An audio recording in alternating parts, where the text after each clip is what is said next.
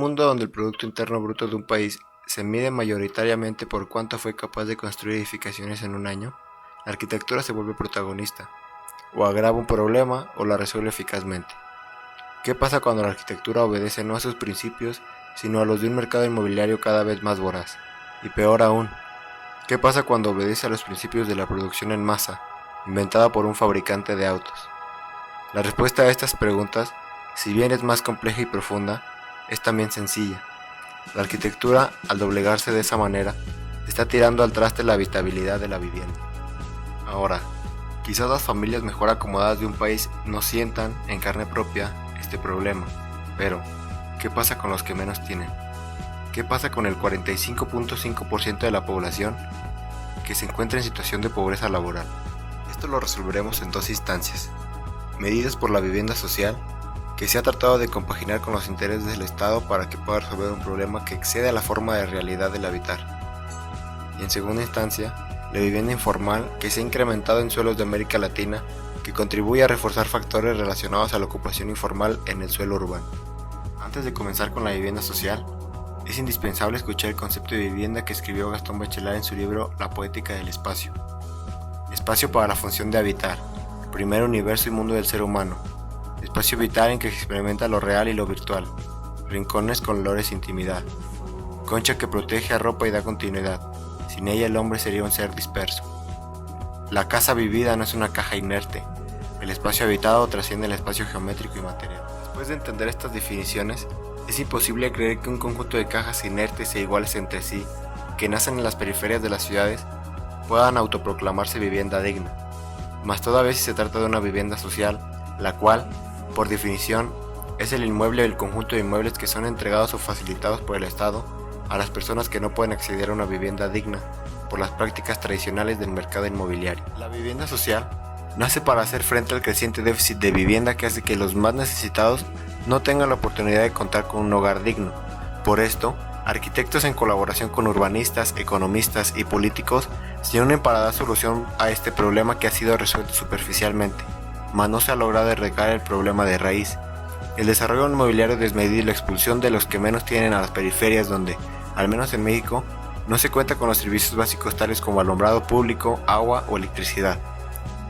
Paradójicamente, la vivienda social nace como una solución a la necesidad del más pobre y a su vez lo hace más pobre, tanto económica como personal e integralmente, al excluirlo de la vida urbana céntrica y segregándolo y orillándolo a apartarse a lugares donde difícilmente encontrará oportunidades para progresar. Sin embargo, en este tema no todo es color gris, pues aún existen quienes ven a la vivienda social no como un negocio sino como lo que debería de ser: inmuebles facilitados por el Estado a las personas que no pueden acceder a una vivienda digna por las prácticas tradicionales del mercado inmobiliario.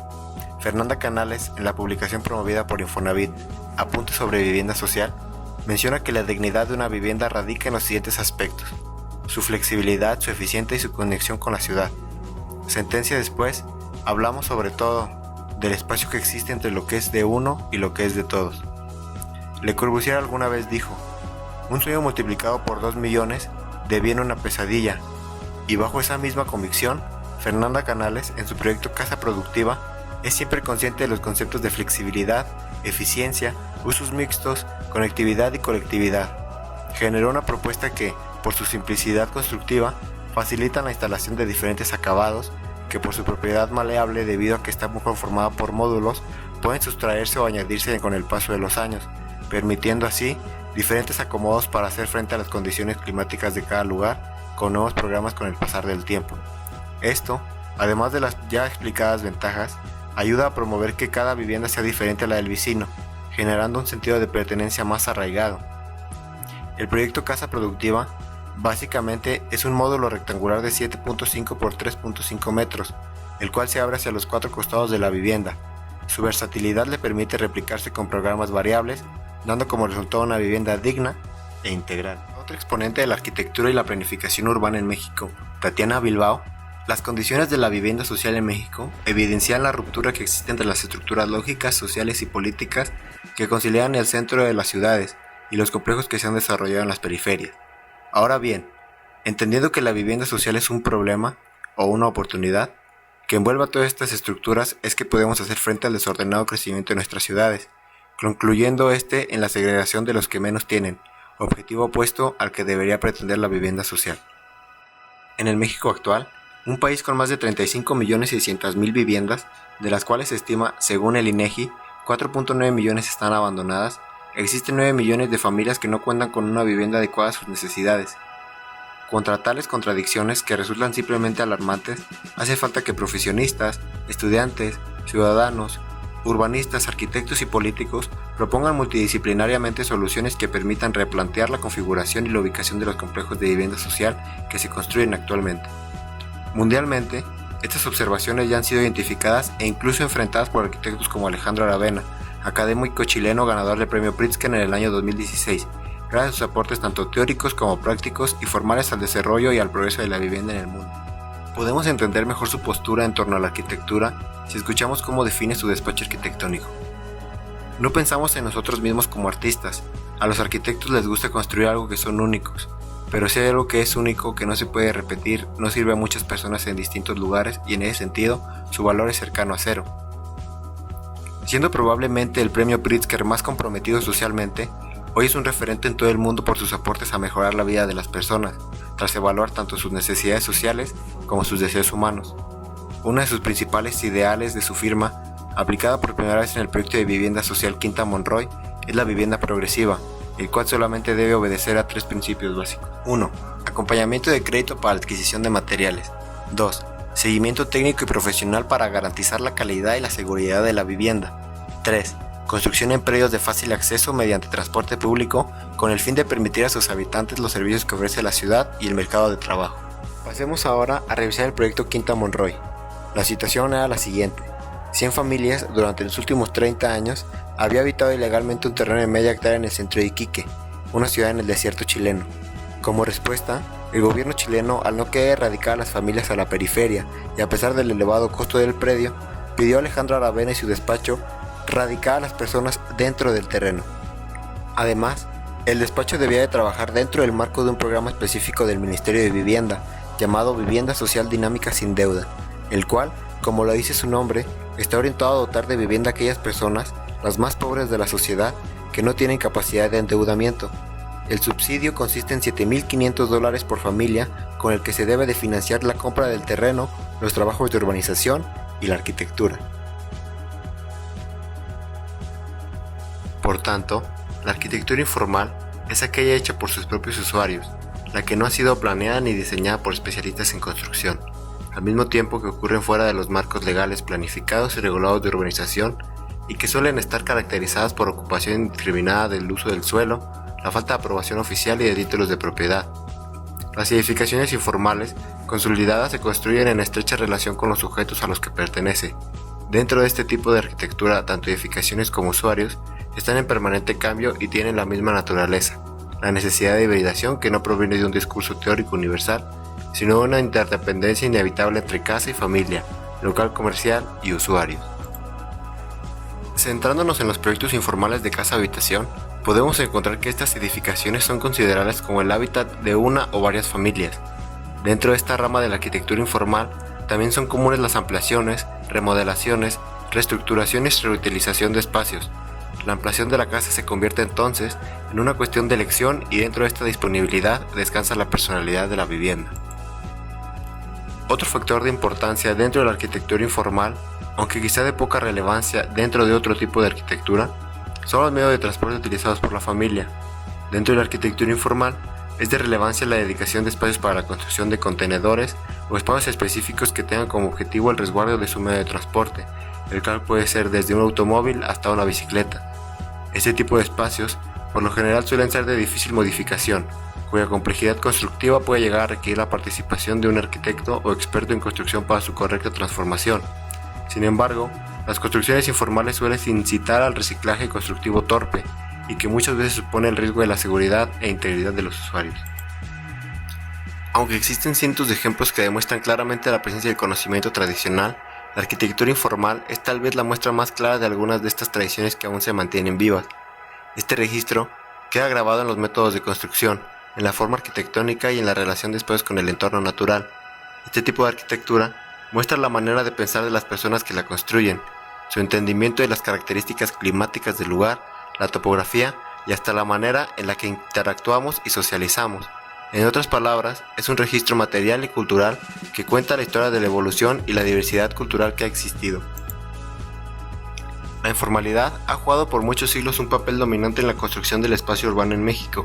Se ha dicho que la mayor parte de la antigua Tenochtitlán fue construida en desafío a las normas y prácticas oficiales. Durante la colonia, también se dieron de manera importante esas prácticas, y a mediados del siglo XIX, cuando se crearon las primeras subdivisiones y desarrollos de clase media y alta, se dieron manifestaciones de irregularidad que abarcaban desde la manera en la que la tierra se vendía y ocupaban hasta la falta de provisión de servicios públicos e infraestructura.